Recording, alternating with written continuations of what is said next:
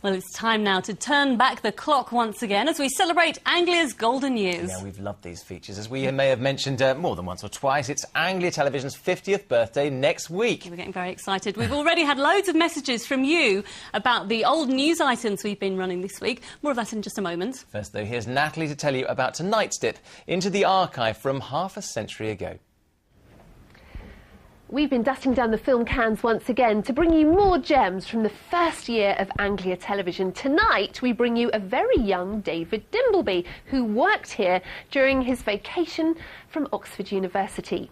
Now, tonight, he's in Suffolk. The face might not be familiar, but his voice hasn't changed a bit.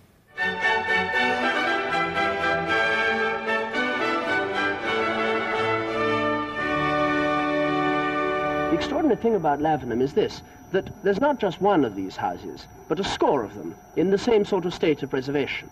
And I'm here to try and find out something about the people who live here and about how they've managed to preserve the town so well. Poverty preserved it in the first place, when other towns nearby were getting Victorian facades. Lavenham was extremely poor and the property was left as it was. Have you been doing this sort of work long, this restoration? Myself, about 40 years, I suppose. You build many modern houses? No, because there's no call for them in Lavenham. People like the old stuff, you see. I don't blame them. I'm standing in the church, the parish church of Lavenham, the church of St. Peter and St. Paul.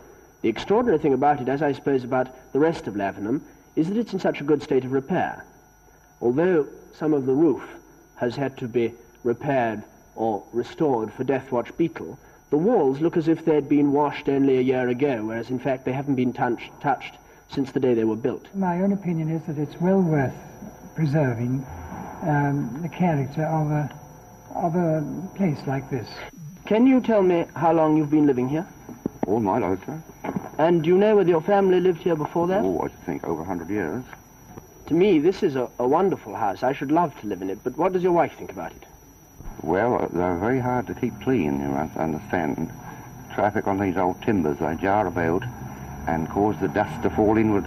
I think some people may feel that it's a pity that so much money and time is being spent on retaining the old, and that in, say, 100 years' time, people will look back at the 1960s and say, they did nothing good here. There's nothing to stand for their age. On the other hand, this is a very lovely place. Goodbye. Bye. No mistaking David Dimbleby there. But we had a bit more of a problem with last night's report from 50 years ago. Yes, we did. The archive paperwork didn't record the name of this reporter. There he is. Well, luckily, you, of course, have far longer memories than we do, thanks to everyone who called in. You did it by the loads. So who was it then? Well, it was Lionel Hampton. And it was actually our reporter from Monday night, Bob Wellings, who was one of several people who called in to tell us. So thank you very much. Yeah, thanks for that, Bob. And thanks to everyone, because the confirmation, it came from all over the world, believe it or not. Adam Clapham, who used to work here at Anglia, now spends most of his time in Mangalore in India, also confirmed that it was indeed Lionel. And tomorrow night we go on the beat with a village Bobby from Suffolk. Now, though, reaction to another piece we showed you last night. Yep, you may remember the story of Anne Clark. That's the cashier from Northamptonshire who branched out into the wedding business. That is the animal wedding business, of course. Yeah, well, not surprisingly, it was a story that you've been in touch with us about, with a variety of views, ranging from Carl, who is from Swaffham, and emailed to ask, did the two Jack Russells have Who Let the Dogs Out played at their reception? Did they? No, the answer... No, they played Bark, I think. On a more serious... On a more serious note, from Lindy and Stuart from Lowestoft, who clearly don't think much of the idea of pets getting married, saying they think it's not only wrong, it's demeaning to the actual purpose of marriage. Different view. Teresa Nice works with dogs with behavioural problems, and she says, let animals be animals. Dogs are confused enough in today's society without actively encouraging people to do such things. Such as dressing them up in a skirt, I suppose. Well, thank you very much for getting in touch with those comments. Valid, as varied as ever, to the point. Yes, we're at the end of the programme now, which means only one thing, the weather. And here's Amanda Houston.